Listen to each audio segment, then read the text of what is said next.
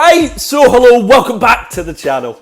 We're back and we're ready for it all over again. And I was recently thinking, in a lot of other sports there are sort of duos that always stand out. I'm thinking of the likes of basketball like Shaq and Kobe, Steph Curry, Klay Thompson, LeBron James, Dwayne Wade, these sorts of guys. And then you do see them in football as well, the likes of Rooney and Ronaldo at Man United. Then you also have the likes of Terry Carvalho, Cruz, Modric, Xavi, Iniesta, and so forth, so forth. There are too many of them. But who are the current best duos at every Premier League club? Well, that's what we're going to look at today. I'm going to look at every Premier League club and tell you said best duo at the club. Right, let's go. Yes, yes, yes, yes. But before we get into the video, No, no, no. give a like, give a share, give a subscribe. It's all free, it costs you nothing, and it really would help me out. Let's try and get to 150 subs. We're very, very close, as soon as possible. Right, back into the video. Arsenal, Saka, Martinelli. I feel like they're almost the North London Robin and Ribery. Obviously not to those standards, but they're still 21 and 22 respectively. They'll only improve with time, and last season they got 30 goals and 17 assists combined. I mean, find me a better wing partnership in the Premier League. You can't do it. Aston Villa, Carlos and Torres. I've already spoken about Carlos wanting to come back after his long injuries from last season and really prove a point, and I think he's going to be a rock solid addition to that Villa backline. And with that being said, they've also added Pau Torres here. Now Pau Torres and Carlos as well, they're both very La Liga proven defenders. Obviously Carlos is a bit more of the destroying kind of defender, with Pau Torres being that more composed, casual player on the ball. They're a bit like a modern day Terry Carvalho, again, not as good, but the comparisons can be made. Bournemouth, Tavernier and Christie. I mean, these two just complement each other so well. Christie in that number 10 position, of course he can go out wide, but the number 10 position is where he plays his best football, and he's got that technical ability and the range of passing to find the likes of Tavernier on the wing, who is electric. He can whip balls in, he can score, and they're a great partnership that, if all goes well, could even keep Bournemouth up again. Brentford, Norgard and Jensen. Now I was going to start off by saying Tony and Mbeumo, but they're obviously not going to be playing together for a lot of the season. Well, obviously. So let's go with Norgard and Jensen. Thomas Frank as well, he changes his team quite a lot. There's always one or two changes and there's people constantly in and out. But Jensen and Norgard, they're the two that always are in the team usually. They just give that stability in midfield with the likes of Hickey and Henry bombing up both wings, the likes of De Silva, the aforementioned Mbeumo and Tony all going forward, and one sits, one hold, and it just works really well for them, and they are so key in this Brentford side. Brighton, Matoma and Estupinan. You will do very well to find a more electric left side than what Brighton currently have. I don't think you have any idea how fast I really am. Matoma obviously had his breakout season last year. I mean, the 26-year-old Japanese international is electric, but he's also a workhorse and gets up and down, as does Estupinan, who went severely under the radar, but he can attack, he can defend, and because they both work in a two, it makes it a nightmare for defenders and attackers alike.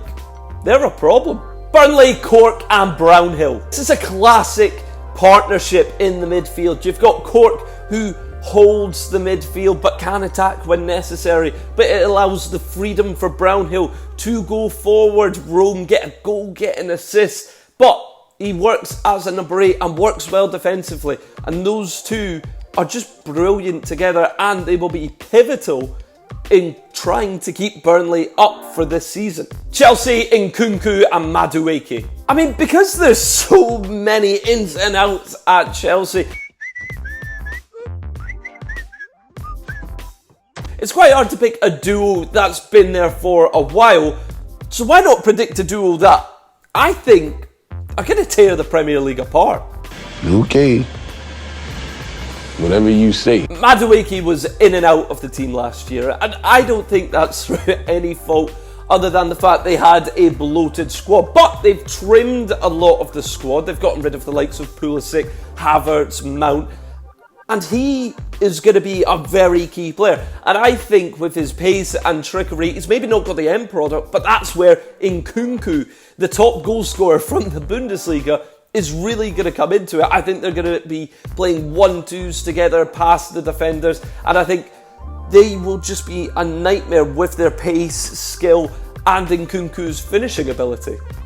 They'll be a problem for years to come. Crystal Palace, Elise and Eze. Is there a more exciting duo, almost a streets won't forget duo than Elise and Eze? I don't think so. We do not care. They've played for a fair few seasons now. They've got a good rapport with each other. They seem to get on well off the pitch together. And with Zaha leaving, they're going to have to chip in with more goals and assists. But I think with Zaha leaving, it's just going to create a lot more chances for the two of them to really shine next season. They're the duo for Crystal Palace. Everton, Onana and Decore.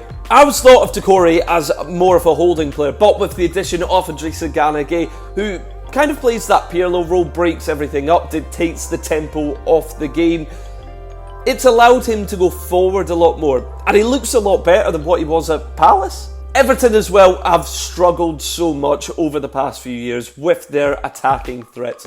I mean, you've got the likes of Iwobi, Gray, McNeil, but they don't really have any end product. Calvert-Lewin's not very reliable up front. So Onana and Decore have had to chip in with the fair share of goals and do a lot of the dirty work that maybe doesn't really get appreciated enough, because they are a very good midfield partnership. Fulham, Mitrovic and Pereira. What you've got here is a classic big goal scoring number 9 and a number 10, or a guy who can go out wide, who likes to get an assist or two. Mitro as well can hold the ball up, attract more than one player around, which can free Pereira up for either a shot or delay it enough so that Mitro gets enough room to feed it back to him and score. They're a wonderful combo together. My only worry though is Mitrovic is linked with the Saudi League, who isn't. So if he moves, this is kind of mudded. So my backup, Willian and Pereira. Why not? That'll do me. Come on, let's go. Liverpool, Robertson and Diaz. Well, it wouldn't be one of these lists if it didn't have a biased standpoint from me. You suck. But in all honesty, I actually do think they are and will be the best duo at Liverpool next year. You have a very clear language barrier. Andy Robertson, people struggle for some reason to understand Scottish people, and Diaz doesn't speak a lick of English, but they will work brilliantly together on that left side. Robbo goes up and down like there's no tomorrow, and he covers about 2-3 people's work. And Diaz is a monster. He will attract 2-3 people to come over to try and stop him. And with Robertson overlapping every single attack, he's always going to have that option. And he'll either take away a defender, and that'll leave more space for Diaz to run in, cut inside and shoot across, or he can then give the ball to Robbo, who, as you know, has got a wonder off a cross. That's the duo. Luton, Chong and Morris. Morris last year was pivotal in getting Luton promoted, and as well as that, Chong has just arrived from Birmingham, and he's a very exciting player. Luton are going to need all the defensive help that they could possibly get to stay in the Premier League, but they also need to get goals, and you don't stay up unless you can get a guy who can maybe get you 10 to 15 goals. And that could be Morris, especially with Chong, who, yes, it didn't quite work out for him at Man United, but he was playing really well at Birmingham City, and he's a pass-first sort of attacking midfielder. And I think he's going to unlock Morris, who I think will get maybe 10 to 12 goals. Manchester City, Haaland and De Bruyne. Don't overthink this one. I mean, there's no clever answer here. They're the best duo in the league. Nothing more needs to be said. Blue. Manchester United, Varane and Martinez. When these two are fully fit, which is never to be fair, they're the best centre-back partnership in the league. And I mean that.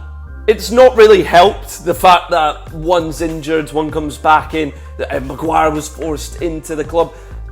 Look, at the end of the day, Varane is a 4-time Champions League winning centre-back. And Martinez is a fantastic, ferocious defender who complements what Varane's good at and hides a lot of his weaknesses other than injuries, obviously. And with Harry Maguire set to lose the captaincy at Manchester United, it's pretty much established they're going to be the starting two centre-backs. And if they could just get a bit more of an understanding, get some more minutes together, they'll be really tough to unlock next season. Newcastle United, Bruno Guimaraes and Joelinton. Tonali, the big summer signing. A lot of people might say, what about Bruno and Tonali? And to that I say, give the man some time. And what I'll also say is that Bruno and Joelinton, the best mates, sorry Paqueta, but the two of them were pivotal in getting Newcastle Champions League football, with Bruno sitting, allowing Joelinton to work forward, work back, and without the two of them and their understanding and their ability to give and go and create magic from the midfield, Newcastle struggled to get top 6, maybe even top half. Nottingham Forest, Morgan Gibbs-White and Brennan Johnson. This is one of the easiest duos in the entire list. I mean, they're the only two attacking threats at Nottingham Forest. The 22 and 23 respectively. And they got 26 goals and assists between the two of them, which it's not bad for the first season together in the top flight. It obviously needs to improve, but Brennan Johnson is so quick and he's so electric. Morgan Gibbs-White has got brilliant technical ability, is a fantastic dribbler, and he's got that eye for a goal now. The two work brilliantly together, and I'm excited to see what they're actually going to do with a full season of working together behind them. I think they'll do great next year together. Sheffield United, Norwood and Berg. These guys are as solid as you could possibly get for a midfield partnership. I mean, they've played with each other for a fair wee while now, and as well as that, they can attack, they can defend, they dictate the tempo of the game brilliantly, and they're just good 7, 8 out of 10s every single game. And they're going to be so important to keep Sheffield United up, where the attackers might not get their chances and they really protect the defence well. They're great. Tottenham, Harry Kane and Heung-min Son. A bit like the Man City one, this. Don't overthink it. But a bit like the Fulham one as well. Harry Kane's linked with a move away. If he does move away, I guess I'll just say Richarlison and Son. West Ham, Paqueta and Bowen. I mean, Paqueta was the best player on the pitch in the Europa Conference League final, and Bowen scored the winner. And with Declan Rice gone, who it would have been him and Paqueta, this one just makes sense. I mean, Paqueta, yes, he can attack and defend, but he's a lot better going forward than he is defending, even though his defending is very underrated. But I think him and Bowen, that sort of number 10 and winger working together, a bit like that Mata and Eden Hazard sort of connection, they just work really well together, and Paqueta's going to draw a lot of attention and it will free up Bowen, who is going to have a breakout year. I think so anyway. Wolves, Lamina and Nunes. These guys are just the epitome of a mid-table midfield duo. I mean, they can attack and defend, of course they can, but they dictate the tempo of the game so well, and they will be playing a lot of balls out wide from the defence to the likes of Daniel Podence and Wang Hee-Chang, who they're going to have breakthrough years, because this squad is in trouble, but these two, they're golden. So thank you very much for watching the video. Let me know who you guys think is the best duo at every club in the comments below. I'd be really interested to hear that. Also, don't forget to like, give it a share, give it a subscribe. That would be fantastic. Thank you for watching. Cheers.